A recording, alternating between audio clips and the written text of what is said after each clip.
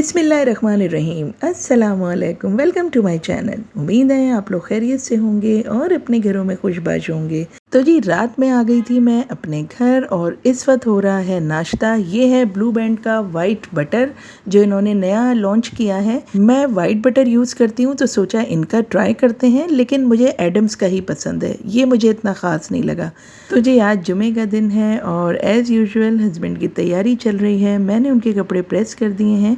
मेरे हस्बैंड नमाज जुमा के लिए ज़रा जल्दी मस्जिद चले जाते हैं और बड़े एहतमाम से जुमे की तैयारी करते हैं। तो जी हस्बैंड जा चुके हैं मस्जिद और मैं लग चुकी हूँ घर की हालत को बेहतर बनाने के लिए। ये धुले हुए कपड़े हैं जो अलमारी में तय करके नहीं रखे गए हैं। 3 दिन घर में सफाई बिल्कुल भी नहीं हुई, डस्टिंग भी नहीं हुई थी, जिसकी वजह से काफ़ी रेत नज़र आ रही थी। इसके अलावा किचन की बहुत बुरी हालत थी। तो मैंने सबसे पहले सोचा कि पहले तो अपनी दवाइयाँ खाई जाएं, जिसमें एक मुझे डॉक्टर ने मॉर्निंग में खाने के लिए ताकत की दवाई दी है ऑसनेट डी। इसके बाद सुकून से चाय पी और फिर सोचा कि कौन सा काम पहले शुरू किया जाए। तो जी सफाई का काम शुरू कर दिया था। दोस्तों घर की सफाई औरत ही की जिम्मेदारी है और औरत ही घर को सजा संवार कर रख सकती है। तो बस जी मैं भी अब आते ही काम में लग गई थी, क्योंकि जब तक घर प्रॉपर तरीके से सेट नहीं होगा मुझे सुकून नहीं होगा। तो यहाँ मैं कवर को चेंज करके बिछा रही हूँ। इस कवर की ख़ास बात यही है कि आप जिस साइड से चाहें उसे बिछा लें।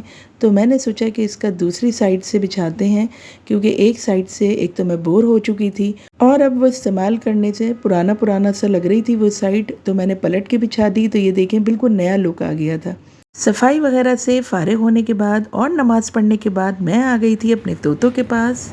इनकी मटकी का जो ढक्कन है वो मैंने बाहर निकाल दिया था, क्योंकि ये मटकी में जा नहीं रहे तो ये डर भी जाते हैं। कोई अगर इनके पास जाता है तो ये डर के दुबक के एक तरफ बैठ जाते हैं। तो अगर आप लोगों को इनके बारे में कुछ मालूमात हैं तो कमेंट बॉक्स में मुझे ज़रूर गाइड कीजिएगा, क्योंकि ये मेरा फ़र्स्ट एक्सपीरियंस है कि मैं किसी तोते को पाल रही हूँ। तो इसलिए अगर आपको कोई भी इन्फॉर्मेशन हो तो मुझसे ज़रूर शेयर कीजिएगा।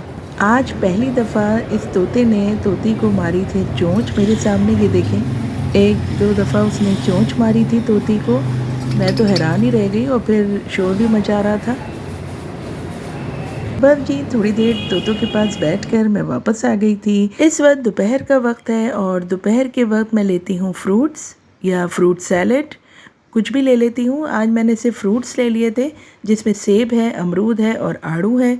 तो बस जी फ्रूट खाने के बाद मैं थोड़ी देर लेट गई थी, आराम किया। शाम को उठने के बाद नमाज़ पढ़ी मैंने असर की, फिर चाय बनाई और चाय के साथ मैंने गरम कर लिया था हलीम।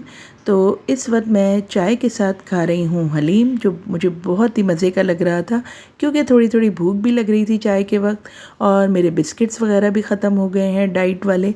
तो मैंने सोचा कि हलीम खा लेते हैं गरम करके चाय के साथ।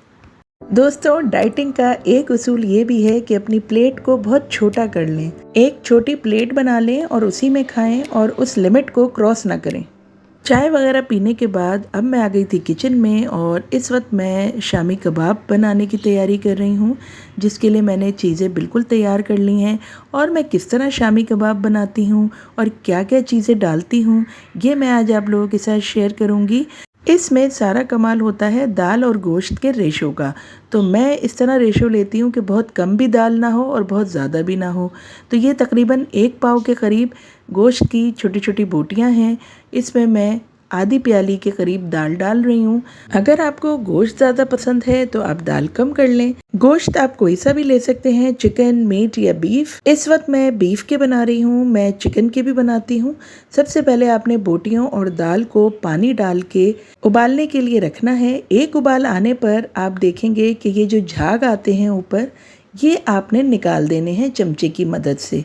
अगर झाग निकालने में प्रॉब्लम हो तो आप छान भी सकते हैं छलनी से और फिर दूसरा पानी डालकर आप तमाम मसाला डालेंगे। तो जी यहाँ पर मैंने झाग निकाल लिए हैं और अब मैं इसमें बकिया मसाला जात इसमें डाल रही हूँ। सबसे पहले मैं डाल रही हूँ इसमें अदरक लहसुन का पेस्ट। आप चाहें तो साबुत अदरक लहसुन भी डाल सकते हैं। मैंने अदरक लहसुन का पेस्ट डाला है। अब मैं डाल रही हूँ इसमें नमक। नमक आप पहले थोड़ा कम डालेंगे और बाद में टेस्ट कर लीजिएगा। जब ये तैयार होने लगे, कम लगे तो और डाल दीजिएगा।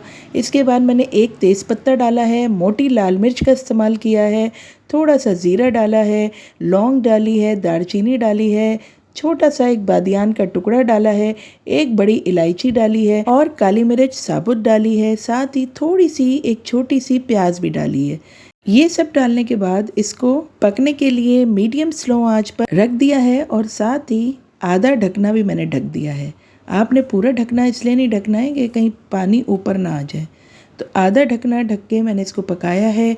अब ये पानी जितना मैंने डाला था, थोड़ा सा पानी डाला था, अब ये खुश्क हो गया है।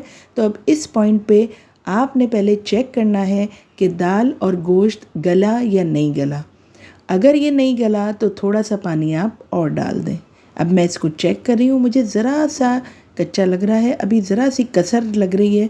मुझे बिल्कुल ये सॉफ्ट और नरम चाहिए ताकि ये जब मैं चॉपर में चॉप करूँ तो ये बहुत अच्छी तरीके से पिस जाए। अगर ये थोड़ा सा सख्त होगा तो अच्छी तरह चॉपर में पिस नहीं सकेगा। तो बस मैंने थोड़ा सा पानी और डाल दिया है और मज़ीद इसको 15 से 20 मिनट के लिए पकने के लिए रख दिया है। 15-20 मिनट के बाद जब आप देखेंगे कि इसका पानी खुश्क हो रहा है तो बिल्कुल स्लो आंच कर दें और इसे अच्छी तरीके से ड्राई कर दें। ये मैंने अच्छी तरीके से ड्राई कर लिया है। अब मैं इसे ठंडा करूँगी। आप भी पहले इस मसाले को ठंडा करेंगे और उसके बाद चॉपर में पीसेंगे। तो मैंने फैले हुए बर्तन में निकाल लिया है और अब मैं ये जो मोटा गरम मसाला था जिसमें तेज़ पत्ता था, दालचीनी के टुकड़े थे और बादियान के भी टुकड़े थे, ये सब मैं अब हटा रही हूँ और अब मैं इसे पीस लूँगी क्योंकि चॉपर में बहुत ज़्यादा गरम मसाला पिसेगा नहीं। तो नमक भी इस वक्त आप चेक कर लें और ये मैंने हरा मसाला भी तैयार कर लिया है। तो साथ ही इसमें एक अंडा भी डलेगा फ्राई करने से पहले। तो पहले मैं चॉपर में इसे पीसने जा रही हूँ। ये देखें, ये वाला कटर मैंने लगाया है फूड प्रोसेसर में और अब मैं दाल और गोश्त को पीस लूँगी अच्छी तरह और बहुत अच्छी तरह मैं इसको पीसूँगी। बहुत अच्छी तरह पीसने के लिए मैं इसको नंबर 14 पे रखूँगी ताकि ये बहुत अच्छी तरीके से पिस जाए। 2 से 3 मिनट में ये बहुत अच्छी तरीके से पिस जाएगा। और ये देखें जी, ये पिस चुका है और अब मैं इसे निकाल लूँगी। ये मैंने जी इसे एक बाउल में निकाल लिया है और अब मैं इसी फूड प्रोसेसर में वही कटर यूज़ करके अब मैं इसमें डालूँगी हरा मसाला जो मुझे शामिल करना है शामी कबाब के मसाले में। इसमें मैंने ली है प्याज, पुदीना, हरी मिर्च और थोड़ी सी अदरक। ये बारीक बारीक हमें डालनी होती है काट के, तो अब मैंने सोचा कि काटने में कौन मेहनत करे, मैं इसी फूड प्रोसेसर में इस पूरे मसाले को चला दूँगी और नंबर रखूँगी इसका 6 क्योंकि वेजिटेबल्स के लिए ये 6 जो है वो चॉप अच्छी वेजिटेबल्स हो जाती हैं नंबर 6 पर। तो मैं ये हल्की सी चॉप करूँगी यानी कि थोड़ी थोड़ी मोटी रखूँगी और अब मैं ये मसाला भी शामी कबाब के मसाले में ऐड कर दूँगी। इससे बहुत ही मज़े का टेस्ट आता है। पुदीने की खुशबू से शामी कबाब में एक अलग ही जायका निकल के आता है। अब मैं इसमें अंडा शामिल कर रही हूँ। पहले मैंने थोड़ा सा अंडा रोक लिया था, पूरा एक अंडा शामिल नहीं किया कि कहीं बैटर जो है वो पतला ना हो जाए, लेकिन जब मिक्स करने के बाद मुझे ज़्यादा पतला नहीं लगा तो मैंने पूरा अंडा ही इस्तेमाल कर लिया। तो पूरा अंडा मैं इसमें डाल दूँगी। अब आपने हाथ की मदद से इसे अच्छी तरीके से मिक्स करना है। हरे मसाले को और अंडे को अच्छी तरीके से मिक्स करने के बाद अब मैं इसकी छोटी छोटी टिक्कियाँ बना लूँगी और हथेली की मदद से ये कबाब बनते हैं, यानी कबाब की जो टिक्कियाँ हैं उन्हें हथेली की मदद से प्रेस करना पड़ता है और किनारों से आपने इसे अंदर की तरफ दबाना होता है। तो इस तरह ये अच्छी सी टिक्कियाँ बन जाती हैं कबाब की। तो जी इस वक्त मैं कबाब फ्राई कर रही हूँ जितने अभी मुझे खाने हैं, बाकी मैं टिक्कियाँ बना के फ्रीज़ कर दूँगी। ये देखें जी, 4 कबाब मैं अभी फ्राई करूँगी। तो जी कबाब मेरे आसानी से फ्राई हो गए, आपने देख ही लिया था, बिल्कुल भी नहीं टूटे, ना बैटर पतला हुआ, परफेक्ट बैटर था।